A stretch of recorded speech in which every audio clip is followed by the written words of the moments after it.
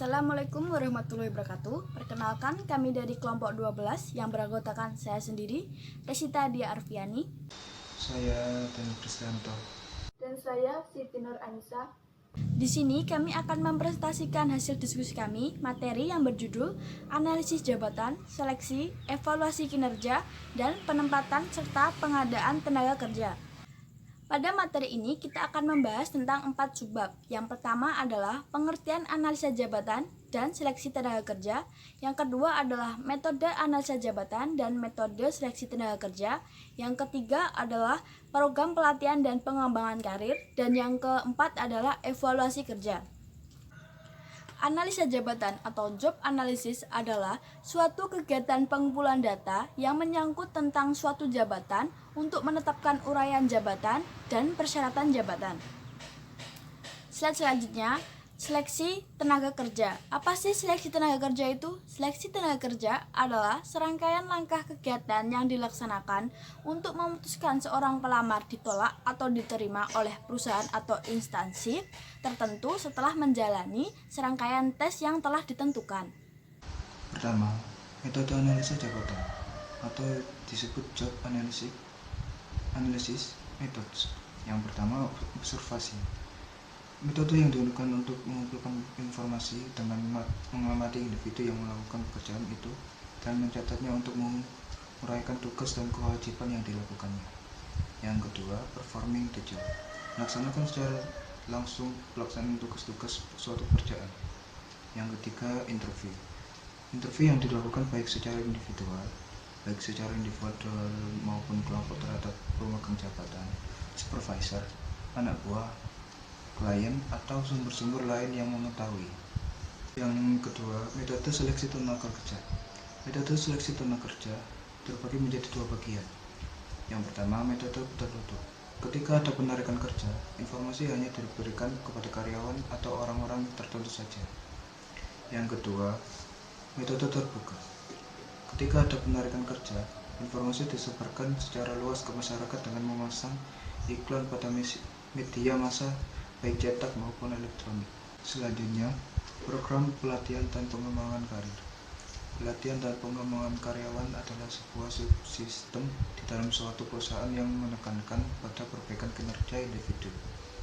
Subsistem ini amat penting karena perusahaan akan membutuhkan karyawan dengan kinerja yang luar biasa. Tujuan pelatihan dan pengembangan. Yang pertama, meningkatkan produktivitas. Yang kedua, memperbaiki kualitas. Yang ketiga, mengurangi waktu belajar karyawan. Yang keempat, meningkatkan retensi karyawan. Yang kelima, transfer keahlian dan kaderisasi. Saya akan melanjutkan presentasi dari teman saya, program pelatihan dan pengembangan karir. Manfaat pelatihan dan pengembangan. Yang pertama, terwujudnya SDM yang efisien, kompetitif, dan keterlibatan yang lebih tinggi dengan tempat kerja. Yang kedua, retensi karyawan yang positif. Hal itu dilakukan untuk mempertahankan sumber daya manusia terbaik yang dimilikinya. Yang ketiga, menyiapkan pemimpin-pemimpin di masa depan. Seorang pemimpin yang hebat, yaitu ketika dia mampu mempersiapkan penggantinya sebagai penerus di masa depan. Keempat, pemberdayaan karyawan.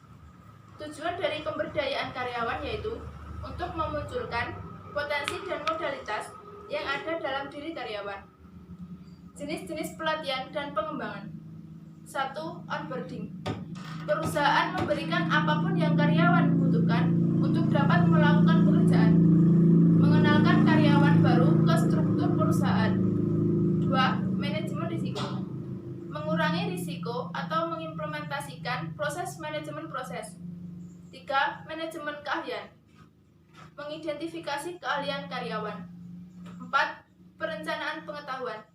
Mempertahankan pemanfaatan serta transfer pengetahuan dari karyawan yang lebih senior ke junior.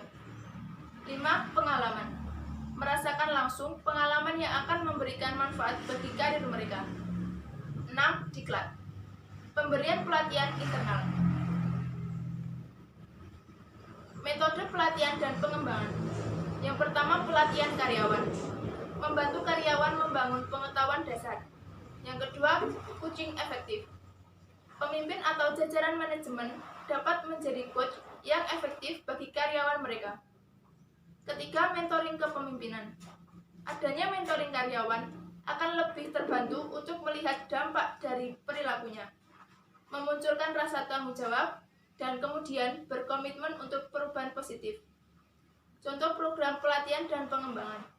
1. Perusahaan Settle Genetik.